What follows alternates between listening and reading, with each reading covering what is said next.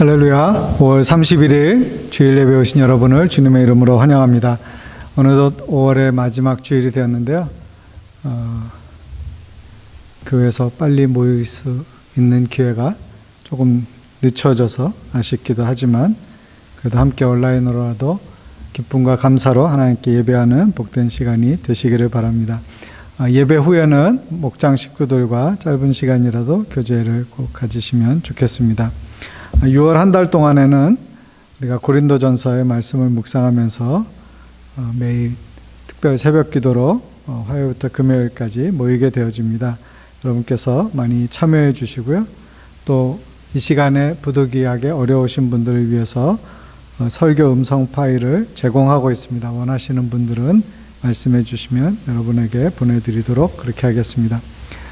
우리가 사무실과 교육 공간으로 사용하는 킹스웨이 정리 및 페인트 작업을 이번 주 중에 하려고 합니다. 그래서 화요일 날 12시부터 작업이 있는데 혹시 도우실 수 있는 분들, 페인트 칠이나 정리 정돈에 은사가 있으신 분들은 미리 말씀해 주시면 같이 협력해 주실 수 있겠습니다.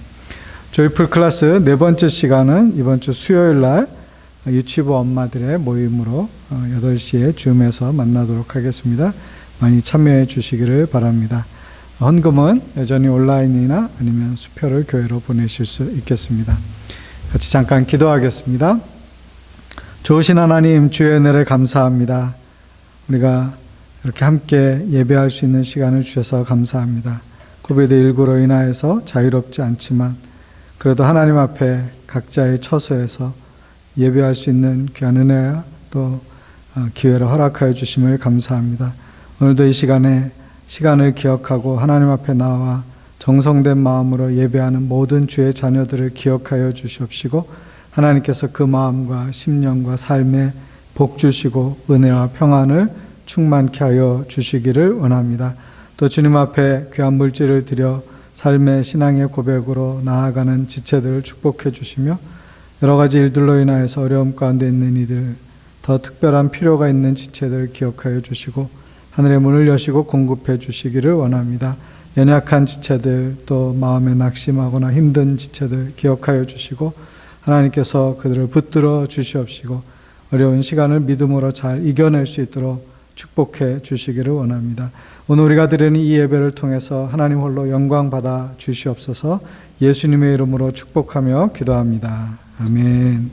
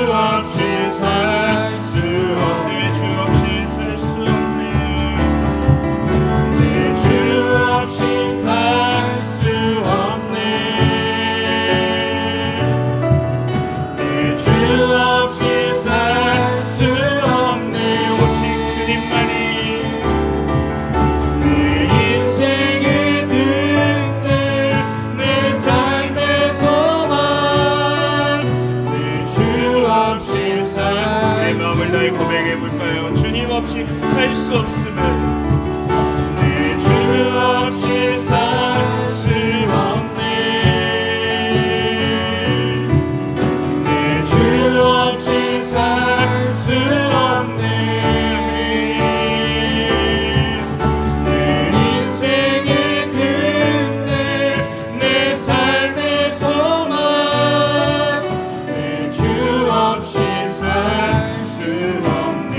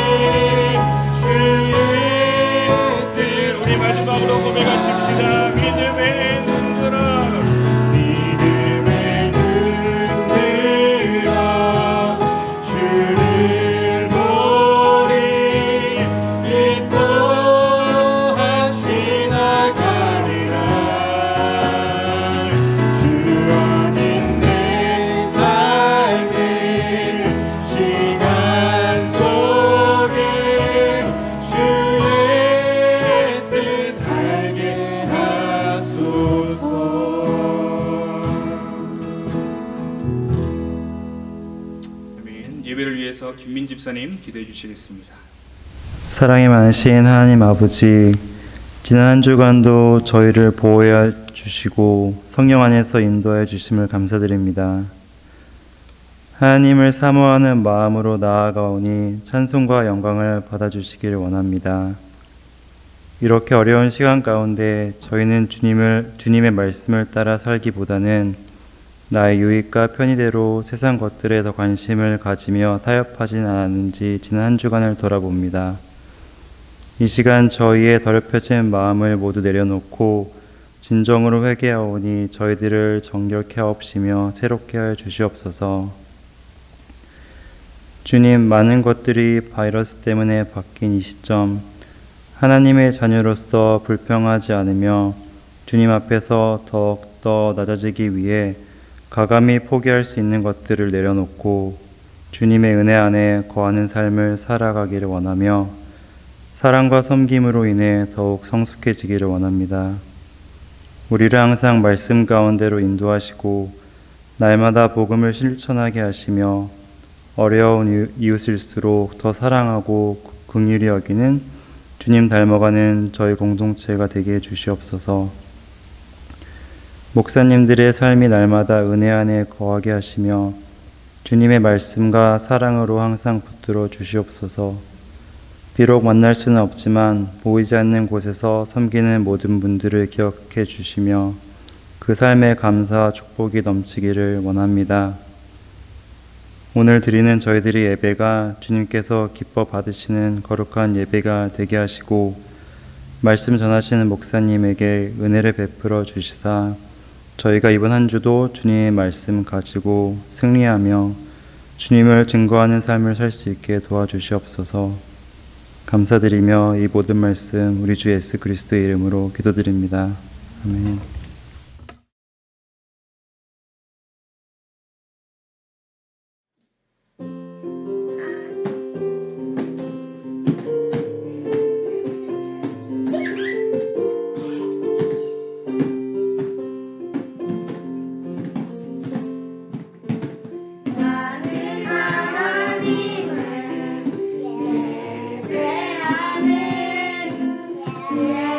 예배자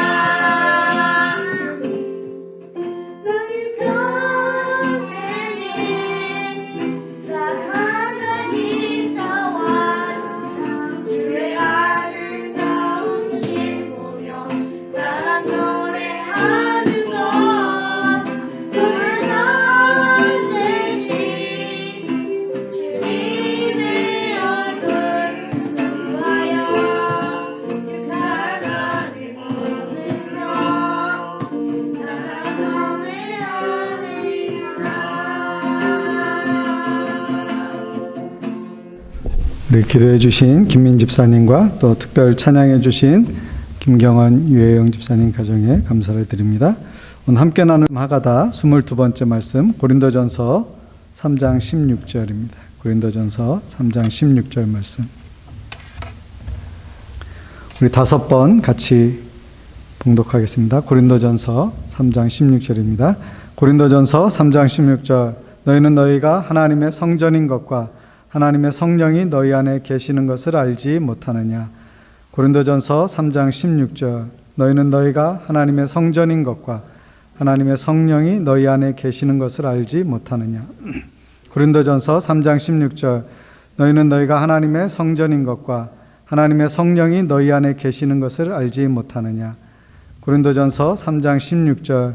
너희는 너희가 하나님의 성전인 것과 하나님의 성령이 너희 안에 계시는 것을 알지 못하느냐. 고린도전서 3장 16절. 너희는 너희가 하나님의 성전인 것과 하나님의 성령이 너희 안에 계시는 것을 알지 못하느냐. 아멘. 우리는 그리스도 안에 있고 그리스도의 영인 성령이 우리 안에 계심으로 우리는 성전이며 또 하나님과 더 친밀하게 동행하는 하나님의 자녀된 삶을 사는 것을 믿습니다. 교회이며 성전인 우리가 하나님께 온전히 영광 돌리는 매일의 삶을 살아가실 수 있기를 바랍니다. 오늘 함께 나눌 말씀은 여호수아서 7장 10절부터 15절의 말씀입니다. 구약성경 328면입니다.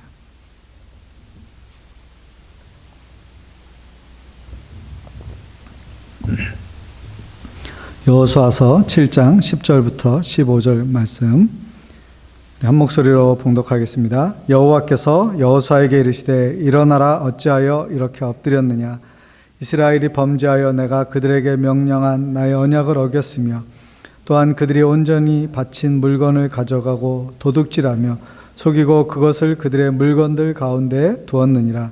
그러므로 이스라엘 자손들이 그들의 원수 앞에 능히 맞서지 못하고 그 앞에서 돌아섰나니 이는 그들도 온전히 바친 것이 됨이라.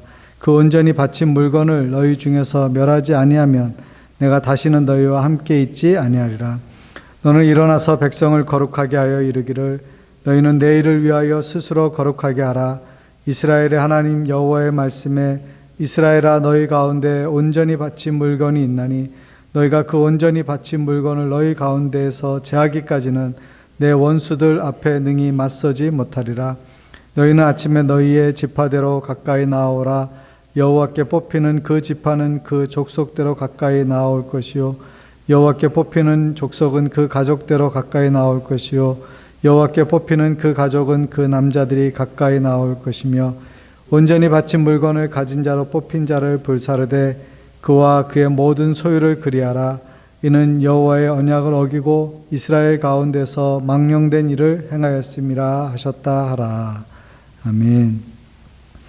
오늘은 여호수아서 7번째 말씀인데요. 작은 불순종을 주의하라 하는 제목으로 여호수아서 7장과 8장의 말씀을 같이 나누려고 합니다.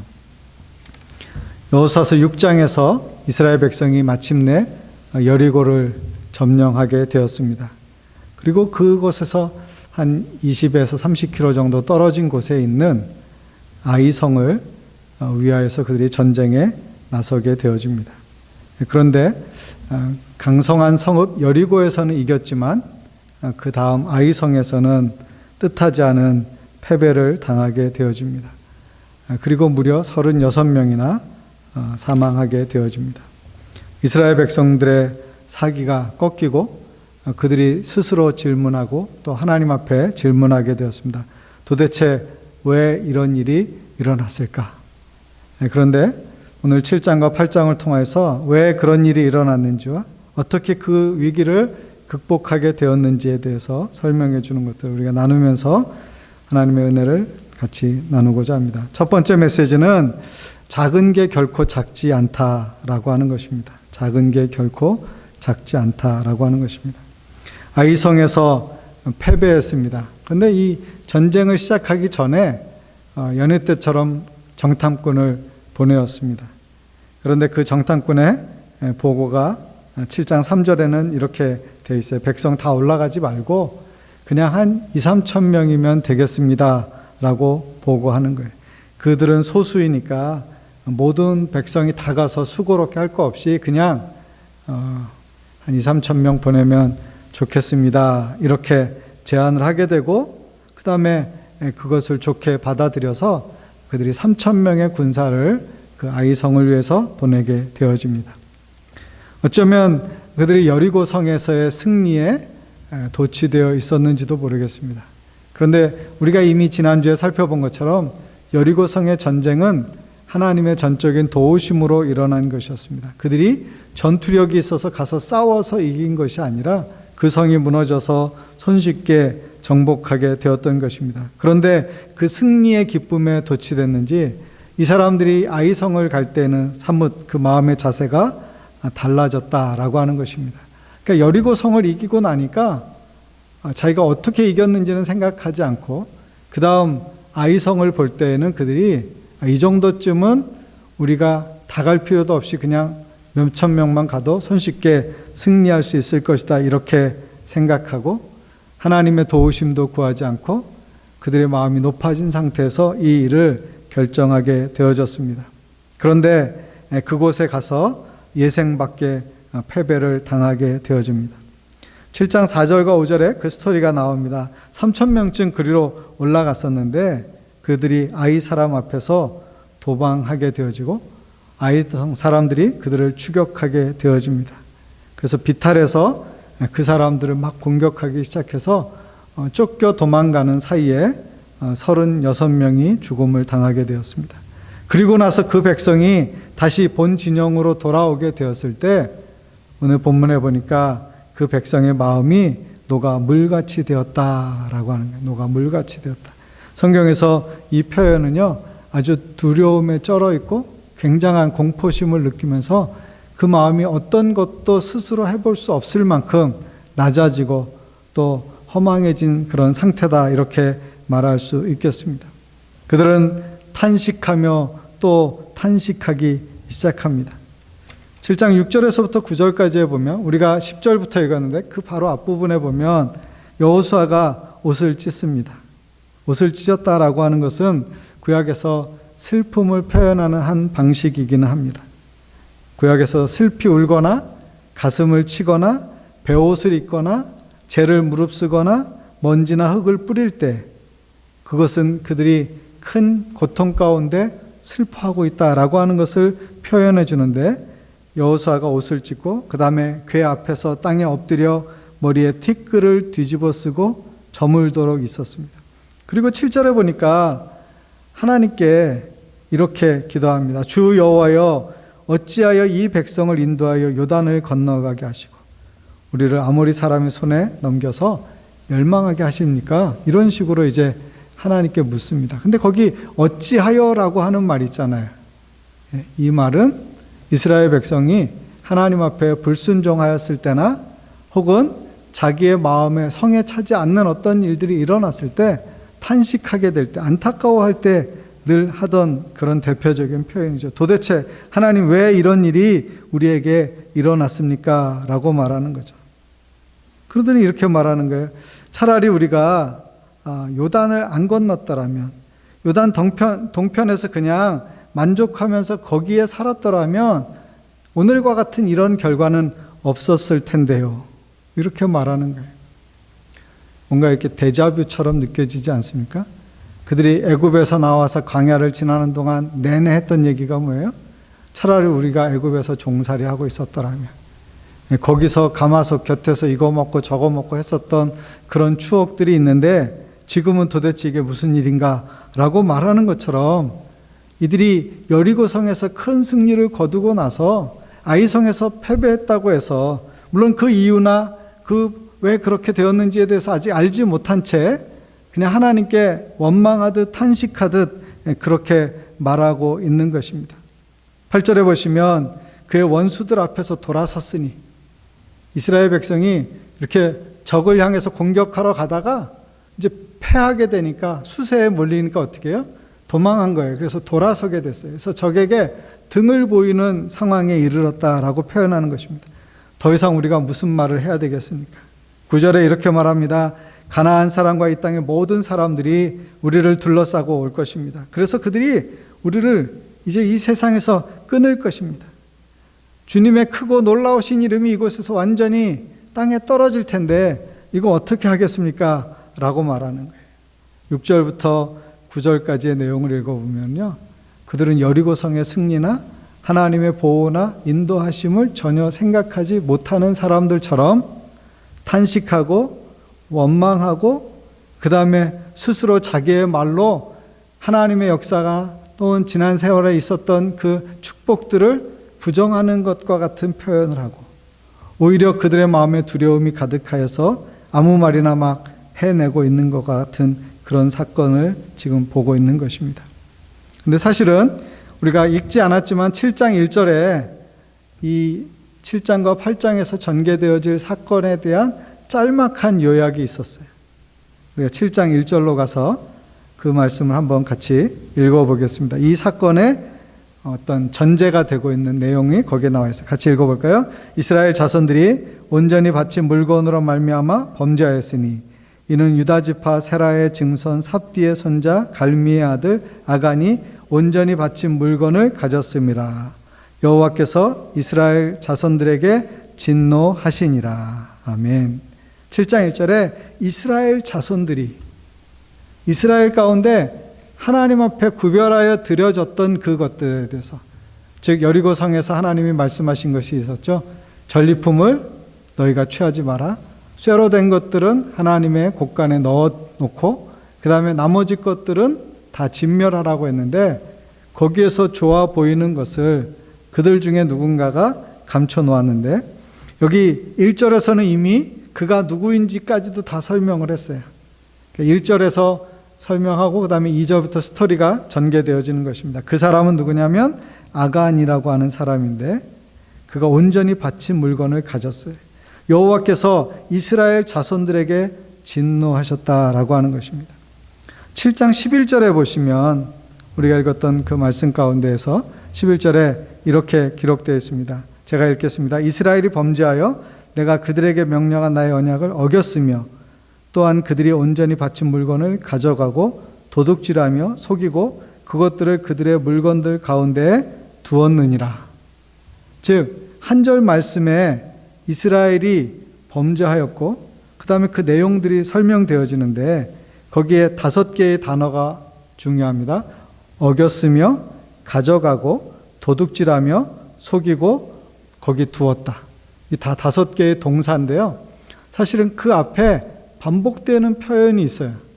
우리말 성경에서는 그것이 자세히 나와 있지 않은데, 그 표현이 뭐냐면 그리고 또한이라는 거예요. 그리고 또한. 그러니까 그들이 언약을 어겼으며, 그리고 또한, 거기 나오죠. 그들이 온전히 바친 물건을 가져가고, 그리고 또한 도둑질하며, 그리고 또한 속이고, 그것을 그들의 물건 가운데 그리고 또한 두었느니라. 이 그리고 또한이라고 하는 것은 한 번의 죄가 있을 때 그것이 한 번으로 끝난 것이 아니고, 그 다음으로 2번째로, 3번째로, 4번째로, 5번째로 아주 상세하게 그 죄의 내용들에 대해서 언급하면서 반복해서, 그리고 그것이 점진적으로 다른 요소로 도둑질한 것들이 구체적으로 표현되어지고 있는 것을 봅니다. 하나님이 이렇게 말씀하시는 거예요. 너희가 전멸시켜서 바치는 그 재물을 가지면, 그들을 이겨서 하나님이 갖지 말라고 하는 그것을 가지게 되면 이스라엘은 그것 때문에 전멸하게 될 것이다. 하나님의 진노는 인간의 범죄에 대한 하나님의 당연한 응보이기 때문입니다. 하나님은 말씀하시고 축복도 말씀하시지만 하나님 앞에 불순종하고 범죄하였을 때 그것에 대해서 진노하시고 그것에 대해서 책임을 물으시고 형벌을 가하시기도 하신다라고 하는 것입니다. 다시 말하면 하나님의 언약에는 순종의 복이 있는가 하면 불순종 가운데는 저주나 형벌이 있을 수 있다라고 하는 것이죠. 그래서 오늘 첫 번째 주제가 뭐냐면 작은 게 결코 작지 않다는 거예요. 흥미로운 것은 생각해보면 이 일의 핵심적인 사람이 아간이라고 하는 것을 7장 1절에서 이미 밝히고 시작하는데, 그 아간에 대해서 이야기할 때 그것을 한 사람의 죄로 여긴 것이 아니라 이스라엘 공동체로 죄로 여겨서 그 공동체가 하나님 앞에 책임을 지게 한다라고 하는 것입니다. 아간이 그렇게 한 데에는 중요한 이유가 있었죠. 그것은 탐심을 가졌기 때문입니다. 탐욕스러운 마음을 가지게 됐을 때 그가 그 땅에서 본 것 중에서 좋아 보이는 것을 그가 남기게 되었던 것입니다.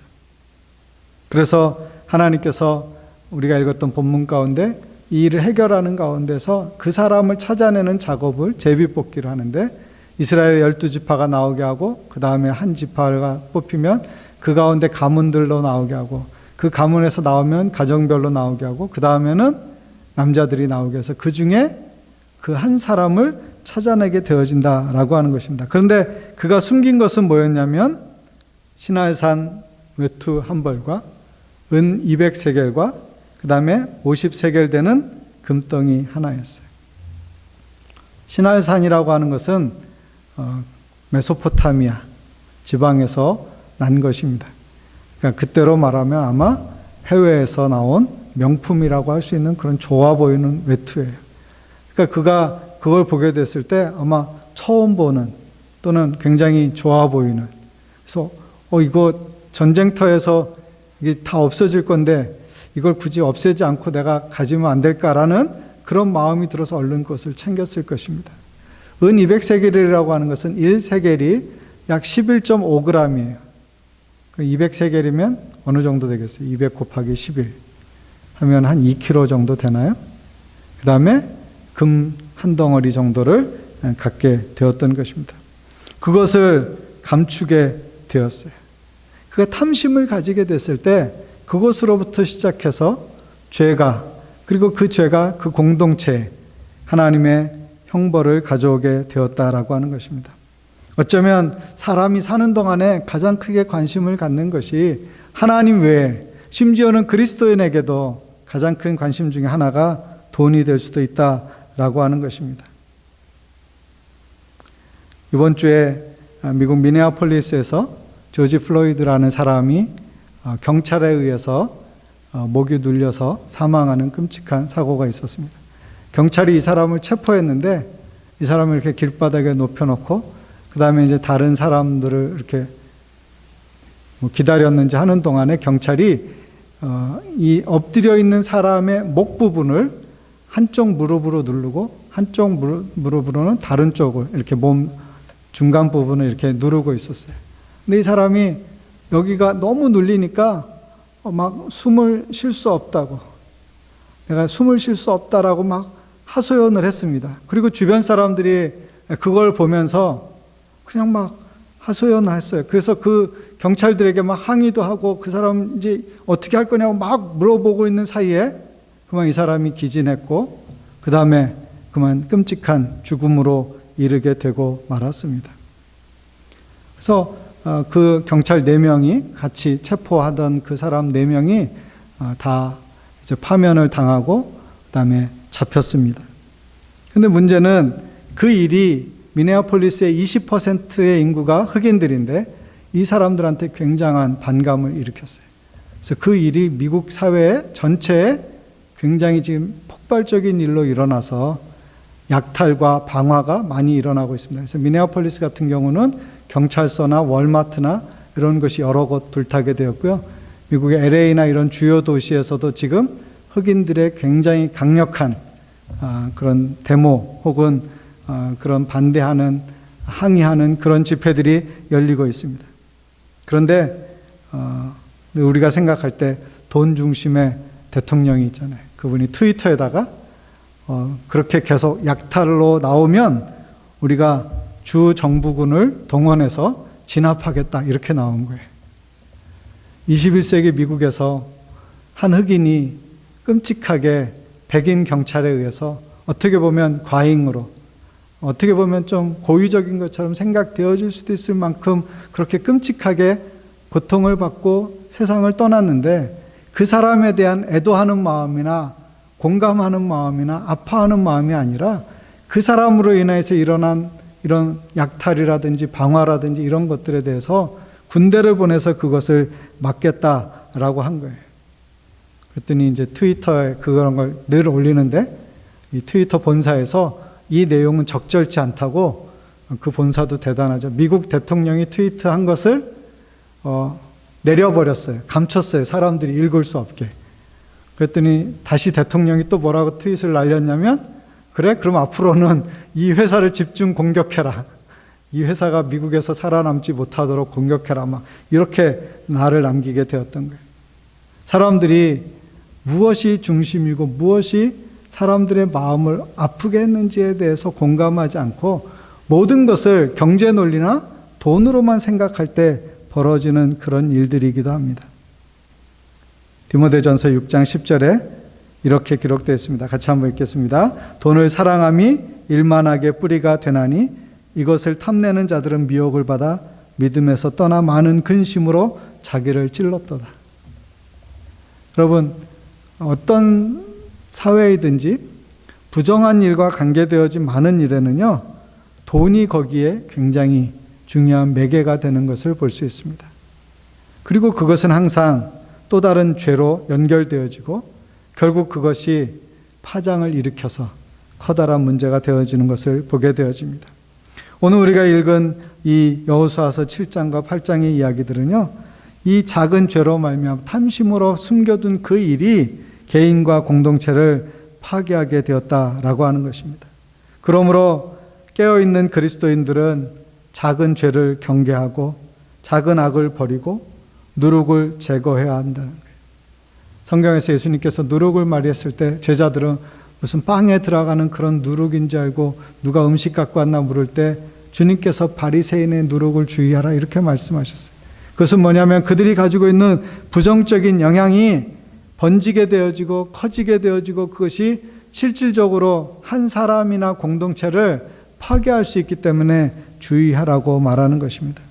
아간의 죄는 결국 아간과 그의 가족이 죽임을 당하게 되고, 물론 그것은 나중의 일이지만 그 앞에 이스라엘로 하여금 아이성을 공략했다가 그 전쟁에서 패배하게 만들고 더군다나 이스라엘 백성의 마음을 크게 낙심하게 하는 결과를 낳았던 것입니다. 그것은 단순히 어떤 물건을 훔쳤다는 데에서 끝나지 않고 그 백성이 하나님과의 언약의 관계를 깨뜨리게 되었던 것입니다. 죄는 파괴와 심판을 낳습니다. 죄의 삭은 사망이라고 성경이 말했습니다. 그리고 그것은 자신과 자신의 가정과 공동체, 자기가 좋아하고 사랑하는 것들, 사람들 가운데 고통을 안겨주게 된다는 것입니다. 그러므로 그리스도인들은 이 죄의 문제에 대해서 좀 더 진지하고 그리고 심각하게 그리고 그것으로부터 늘 승리하기를, 그리고 죄를 대항하고 대적하여 싸우는 하나님의 사람들이 되어야 한다는 사실입니다. 두 번째 메시지는 실패했다고 끝난 것이 아니다라는 것입니다. 실패했다고 끝난 것이 아니다. 오늘 우리가 10절부터 읽었는데요.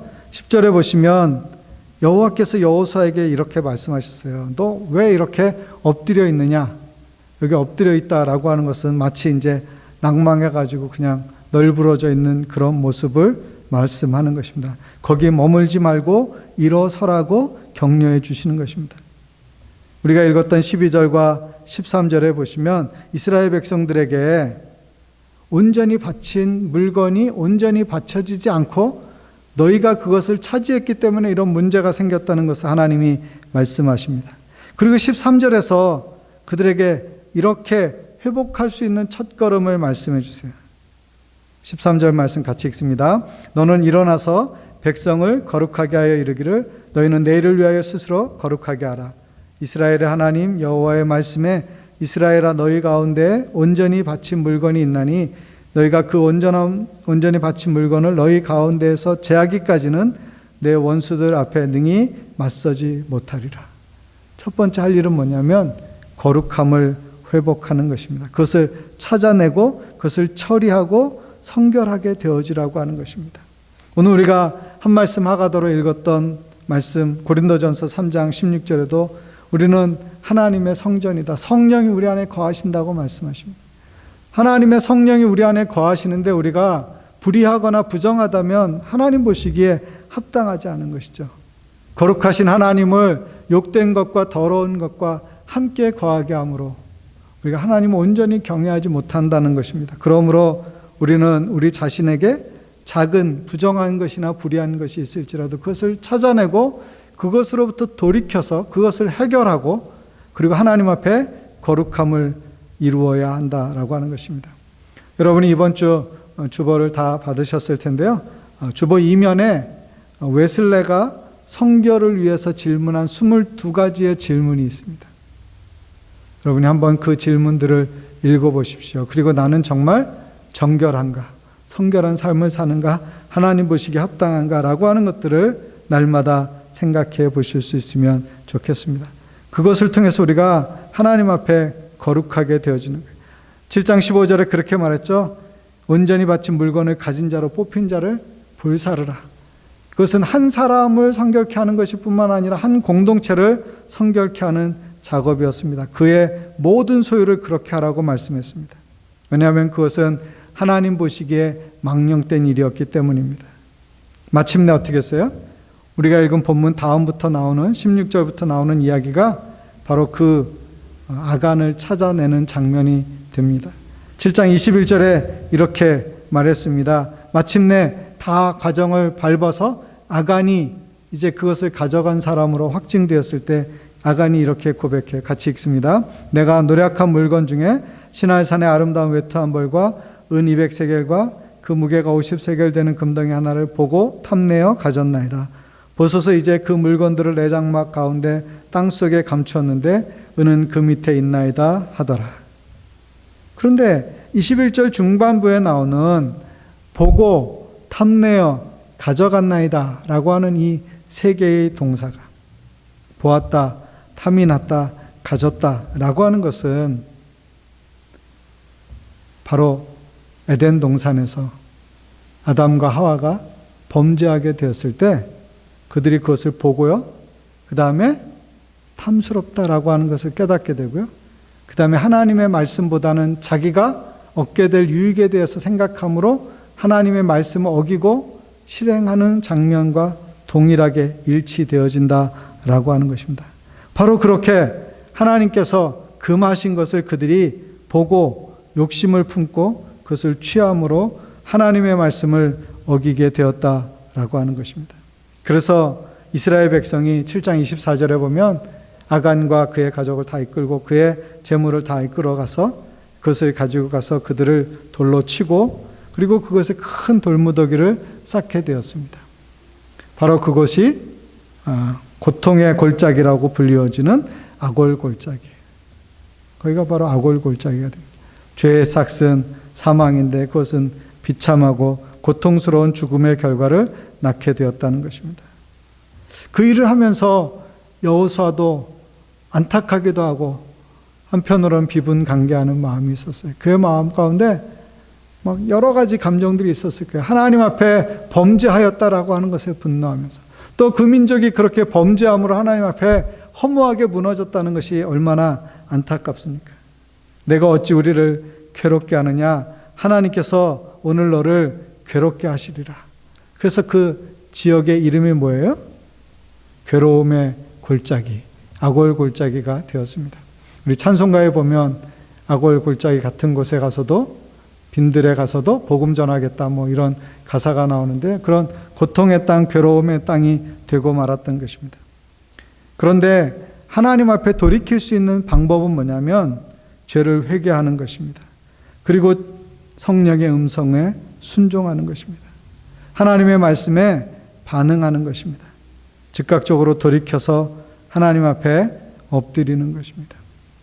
하나님이 참 좋으신 것은 그분이 진노 중에서도 긍휼을 베풀어 주시고 또 우리에게 하나님 앞에 다시 나올 수 있는 기회의 문을 열어주시고 실패했을 때에도 그것으로 말미암아서 영원한 형벌을 주시는 것이 아니라 다시 살아낼 수 있는, 살아갈 수 있는 기회의 문을 열어주신다라고 하는 것입니다.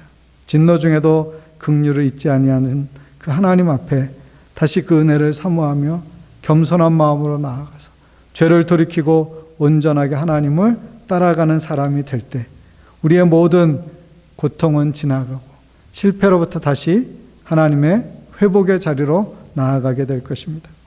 마지막 세 번째 메시지는 하나님의 은혜로 리셋하라고 하는 것입니다. 하나님의 은혜로 리셋하라.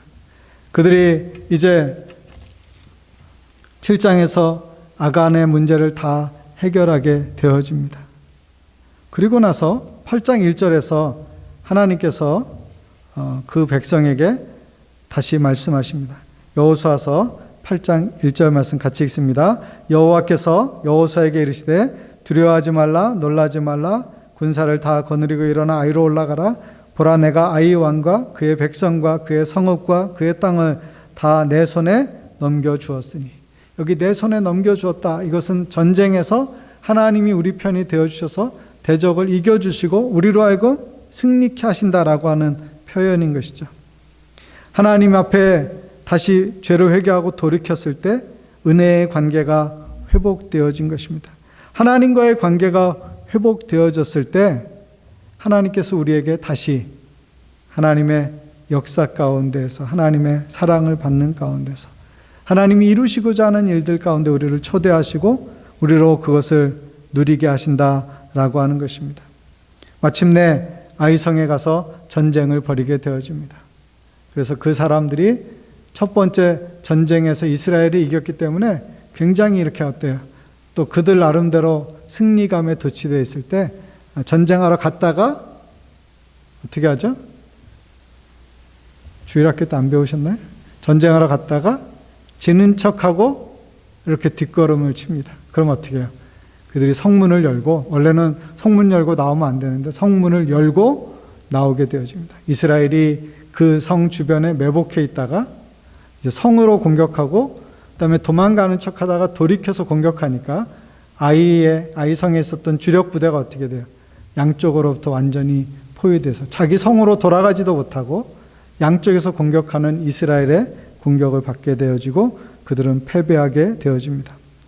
여호수아서 8장 29절에 보면 아이 왕이 그날 죽었고 그를 나무에 달았다가 그 다음에 성문 어귀에 내던지고 그 위에 큰 돌무더기를 쌓았다 이렇게 말해놓고 있습니다. 아이성에 가서 원래 하나님의 능력과 하나님의 지혜를 구하고 하나님의 뜻대로 했더라면 손쉽게 이렇게 이길 수 있는 그 시간이 한 번의 실패와 좌절을 경험한 뒤에 회복하고 다시 돌아갔을 때 이루어지게 되었던 것입니다. 그런데 8장 29절에 그렇게 이제 아이성의 왕이 죽음으로 이제 이스라엘이 그 성을 완전히 정복하게 되었다라고 말합니다. 그리고 나서 8장 30절부터 35절에 보시면 이스라엘 백성들이 에발산에서 다듬지 않은 새 돌로 하나님 앞에 제단을 쌓습니다. 그리고 그곳에서 다시 하나님의 말씀을 낭독합니다. 하나님의 언약과 율법을 다시 한번 그들의 마음에 새기는 시간을 갖습니다. 여기 다듬지 않은 새 돌로 했다라고 하는 것은 어떤 의미입니까? 그것은 그들이 하나님 앞에 화려한 외형이 아니라 원래 본래 그 모습 그대로를 드리는 것을 말합니다. 그래서 사람들이 이렇게 뭔가를 꾸미다 보면 그 본질적인 것을 잃어버리고 그 외형적인 것에 초점을 맞추기가 쉬워요. 오늘날의 기독교의 신앙의 전통 가운데에서도 그런 부분들이 여러 곳에서 나타날 수 있습니다. 예를 들어서 교회를 짓는다. 그것은 하나님 앞에 영광스럽게 드려지는 것이지만 모든 성도들이 전심으로 하나님을 예배할 수 있는 곳이어야 되는데 그것이 그냥 크기를 강조한다든지 화려함을 강조하다 보면 본질적인 것에서 벗어날 수 있다는 거예요. 그런데 성경에서 다듬지 않은 새 돌로 한다라고 하는 것은 하나님께 초점을 맞추어서 우리의 예배와 제사를 받으시는 그 하나님만을 높이겠다. 그 하나님 앞에 전심으로 본질적인 것을 추구하며 예배한다. 그런 의미를 담고 있는 거예요. 그리고 나서 여호수아서 8장 34절과 35절에 이렇게 기록해 놓았습니다. 같이 읽겠습니다. 그 후에 여호수아가 율법책에 기록된 모든 것대로 축복과 저주하는 율법의 모든 말씀을 낭독하였으니 모세가 명령한 것은 여호수아가 이스라엘 온 회중과 여자들과 아이와 그들 중에 동행하는 거류민들 앞에서 낭독하지 아니한 말이 하나도 없었더라. 그들이 율법을 낭독하는데요. 이것은 다시 말씀으로 돌아가는 거예요. 하나님의 은혜로 승리하게 되었을 때 그들이 거기서 그 승리를 만끽하지만 동시에 그들은 자신의 마음의 자세를 가다듬는 거예요. 왜냐하면 이번 승리는 처음부터 완전하고도 완벽한 승리가 아니라 패배를 딛고 일어선 승리였기 때문입니다. 그래서 그들이 다시 한번 하나님이 우리에게 약속하신 것이 무엇인가, 하나님이 우리에게 경고하신 것이 무엇인가, 하나님의 뜻이 무엇인가에 대해서 확인하는 작업이 필요했습니다. 그래서 그것을 몇몇 사람이 아니라 온 백성이 함께 모여서 그 말씀을 다시 읽으면서 그 말씀에 아멘으로 화답하면서 하나님의 말씀대로만 사는 백성이 되기를 다짐하고 있는 것입니다.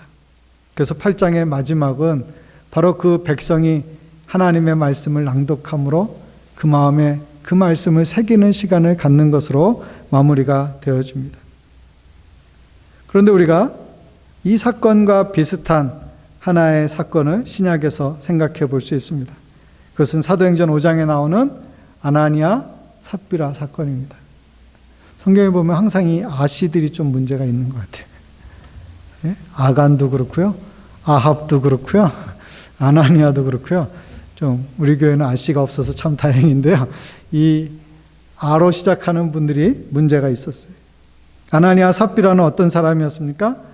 처음 예루살렘 교회 가운데에서 공동체가 크게 번성하고 성령이 충만했을 때 사람들이 막 자기 재산을 내놓아서 오늘날로 말하면 교회 헌금해서 그것으로 가난한 사람들을 구제하고 또 사역을 펼쳐나갈 수 있는 기회를 열었어요. 그래서 그 중에 바나바가 밭을 팔아서 이렇게 사도들 앞에 두고 그가 또 착한 사람이고 성령 충만한 사람으로 이렇게 사람들 앞에 드러났습니다. 그것을 보고 아나니아와 삽비라도 그런 마음을 가졌었는데 그들이 헌납하기로 다 이야기를 하고 그리고 이제 그것을 정리했을 때 그 돈이 아마 많은 분들의 추측은 그 사이에 땅값이 오르지 않았을까, 그들의 재산이 크게 불어나지 않았을까. 그래서 그들이 그것을 이렇게 드리려고 하는데 마음에 조금 이거 다 드리지 않고 조금 남겨두면 어떨까라는 생각을 하게 되어서 어떻게 해요? 그들이 말한 것, 서약한 것과 달리 그 일부를 남겨두게 되었습니다. 그리고 결국 그것이 하나님의 성령을 어긴 일로 인해서 이 교회 가운데서 아나니아와 삽비라가 한날의 죽음을 당하게 돼요. 처음에 아나니아가 갔는데 베드로가 묻잖아요. 이게 전부냐? 전부다. 네가 성령을 속이고 있구나. 베드로가 유명한 말을 하죠. 네가 네 것 갖고도 네 마음대로 못하느냐? 그런데 네가 성령을 속였다라고 하는 그것은 하나님 앞에 굉장히 합당하지 않은 중대한 잘못이다라고 하는 것을 지적받게 되어집니다. 그리고 그가 죽은 후에 그의 아내가 왔을 때 그 아내도 동일하게 대답해서 한날의 죽음을 당하는 비극적인 사건이 있었습니다. 사실은 이 일은 예루살렘 교회에 찬물을 끼얹을 수도 있는 사건이었어요. 교회가 박해를 딛고 또 하나님의 은혜 가운데서 굉장히 소위 말하면 폭발적인 성장을 하고 있는데 교회에서 누가 죽었다라는 소문이 들리면 어떻게 되겠습니까? 그것도 어떤 사람들이 속였다, 돈 문제가 있었다, 아마 사람들 사이에 막 그런 식의 루머도 많이 번질 수 있는 그런 사건이었을 것입니다.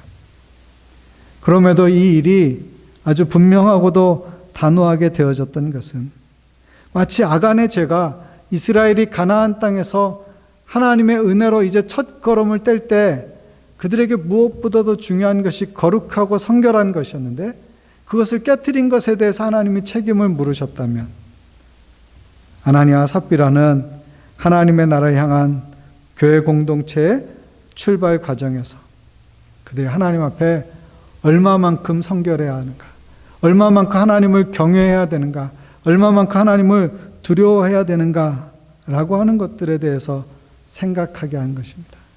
그리고 그 끔찍한 그리고 비극적인 사건이 일어나게 되었던 것입니다. 우리가 그리스도인으로서 한 교회로서 또 우주적인 교회의 한 부분으로서 우리 각 사람에게 하나님의 이름과 영광이 걸려 있습니다. 우리가 이 깨어진 세상 가운데서 하나님의 아름다우심을 증거하는 선한 그리스도인으로, 또 능력 있는 그리스도인으로, 아름다운 그리스도인으로 드러나기 위해서는 죄에 대하여 경계하고 하나님 앞에 늘 거룩하기를 힘쓰며 또 책임 있는 그리스도인과 교회 공동체로서의 삶을 감당해야 할 것입니다. 아가서에 보면 포도원을 허는 작은 여우를 조심하라고 했어요. 여우 꼬리 2개를 묶어놓고 거기에 불 붙이면 어떻게 되겠어요? 사사기에도 그런 얘기가 나오잖아요. 그 여우들이 막 도망다니면서 사방에 불을 번지게 한다. 그런 것처럼 작은 것이 결코 작지 않습니다. 죄는 작은 것일지라도 크기 때문에 성경에서는 그것에 대해서 우리에게 몇 번이고 그것을 주의하라고 말합니다. 자신을 거룩하게 하며 공동체를 새롭게 하는 하나님의 사람들이 되어야 할 줄로 믿습니다. 나로부터 축복의 선순환이 일어나도록, 죄로 말미암는 악순환이 아니라 선행으로 말미암는 선순환, 축복의 선순환, 통로가 되는 삶이 시작되어서 우리를 통해서 더 많은 사람들이 하나님을 경험하는 복된 시간이 될 수 있기를 주님의 이름으로 기원합니다. 저와 여러분이 그런 그리스도인으로 이 악한 세대 가운데 온전히 주님을 경외할 수 있기를 주님의 이름으로 기원합니다. 같이 기도하겠습니다.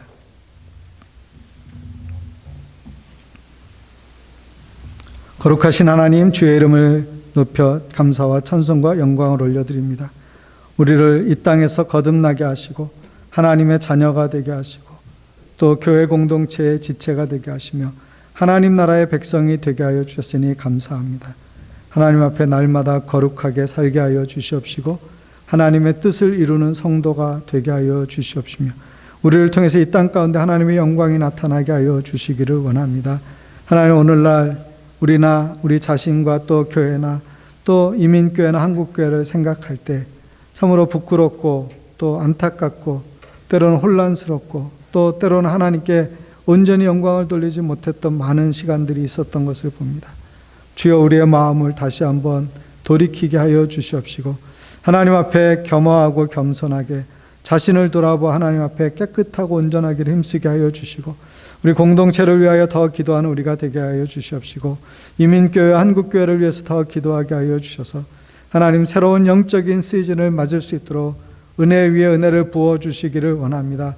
코비드-19이 지나고 난 뒤에 다시 한번 하나님께서 우리로 하여금 이 세대 가운데 다가오는 여러 도전을 직면하며 또 대적하여 높아진 것들을 이기며 하나님의 영광을 온전히 나타내는 교회로 서게 하실 것을 기대합니다. 아버지 하나님, 그 일을 위하여 먼저 깨어있는 우리가 되게 하여 주시고 먼저 기도하는 우리 되게 하여 주시고 먼저 하나님의 말씀으로 무장하는 우리가 되게 하여 주시고 먼저 사랑으로 연합된 교회 공동체 되게 하여 주시고 세상을 향하여서는 선을 베푸는 우리가 되게 하여 주시옵시고 아버지, 이 땅 가운데 소망이 되는 성도와 교회가 될 수 있도록 인도하여 주시옵소서. 하나님, 우리 중에 아무도 스스로의 작은 연약함으로 인하여 가정과 공동체를 어렵게 하는 사람이 없게 하여 주시고 우리가 다 선순환, 우리를 통해서 하나님의 영광과 축복이 흘러가는 일에 쓰임받는 사람 되게 하여 주시옵소서. 예수님의 이름으로 축복하며 기도합니다. 아멘. 함께 마지막 찬양 부르시고 축도로 주일 예배를 마치겠습니다.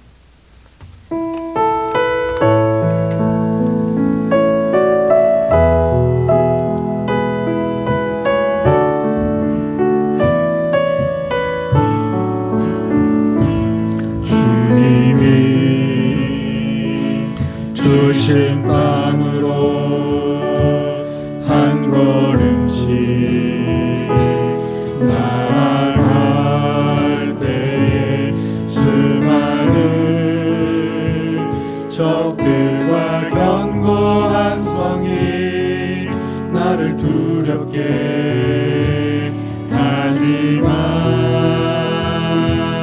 주님을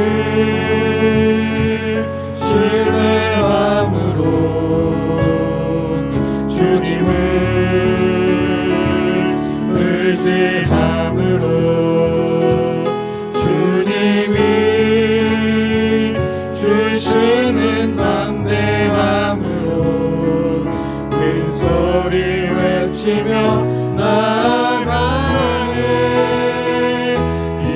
산들을 내게 주소서. 그날에 주께서 말씀하신 이제 내가 주님의 이름으로 그 땅을 취하리니 이 산들을 내게 주소서. 그날에 주께서 말씀하신 이제 내가 주님의 이름으로 그 땅을 취하리니.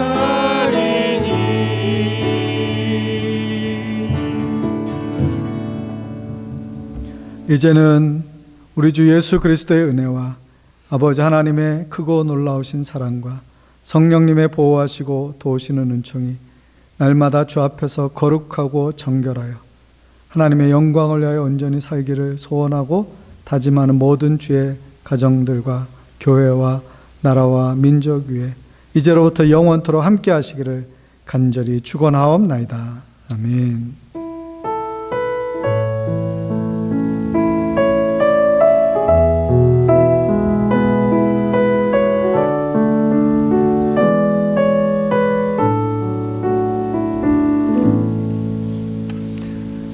감사합니다. 주일 예배를 마쳤습니다. 목원들과 함께 좋은 교제 시간도 가지시기를 바라고요. 즐거운 점심 되시기를 바랍니다.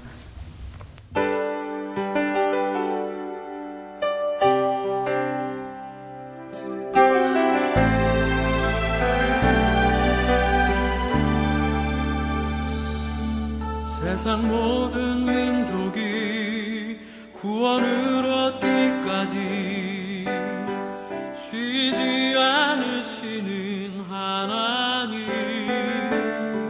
주의 심장 가지고 우리 이제 일어나 주 따르게 하소서.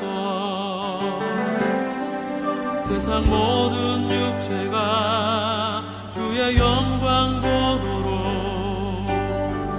우릴 부르시는 하나님, 주의 손과 발 되어 세상을 치유하며 주 섬기게 하소서.